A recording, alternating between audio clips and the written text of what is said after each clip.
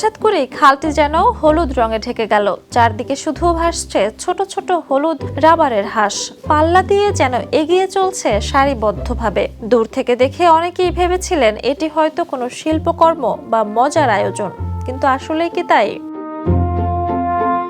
যুক্তরাজ্যের লন্ডনের প্যাডিংটন বেসিনে অনুষ্ঠিত বার্ষিক কসমিক রাবার ডাক রেস প্রতিযোগিতায় দেখা গেল এই দৃশ্য।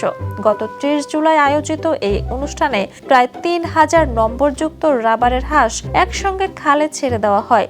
এরপর প্রায় ১০০ মিটার দীর্ঘ পথ পাড়ি দিয়ে যে হাঁসগুলো সবার আগে ফিনিশ লাইনে পৌঁছায়, তাদের স্পন্সররা বিভিন্ন পুরস্কার জেতার সুযোগ পান। প্রতিযোগিতায় বিজয়ী হাঁসের জন্য স্পন্সরকে ইউরোপ স্টার টিকিট সহ বিভিন্ন আকর্ষণীয় পুরস্কার দেওয়া হয়।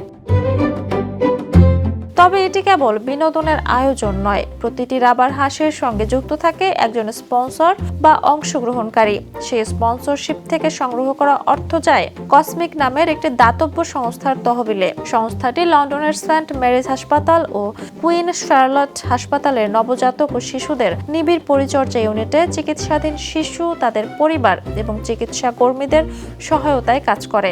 সংগৃহীত অর্থ চিকিৎসার সরঞ্জাম কেনা, চিকিৎসা গবেষণা, পরিবারকে মানসিক সহায়তা এবং চিকিৎসা কর্মীদের প্রশিক্ষণে ব্যয় করা হয়।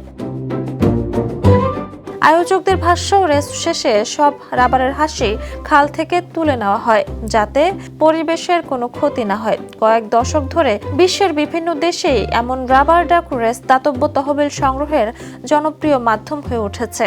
লন্ডনের এই আয়োজনও প্রতি বছর হাজারো দর্শনার্থীকে আকর্ষণ করে এবং বিনোদনের সঙ্গে মানবিক সহায়তার এক অনন্য বার্তা ছড়িয়ে দেয়। Jhuma Mridha, the news.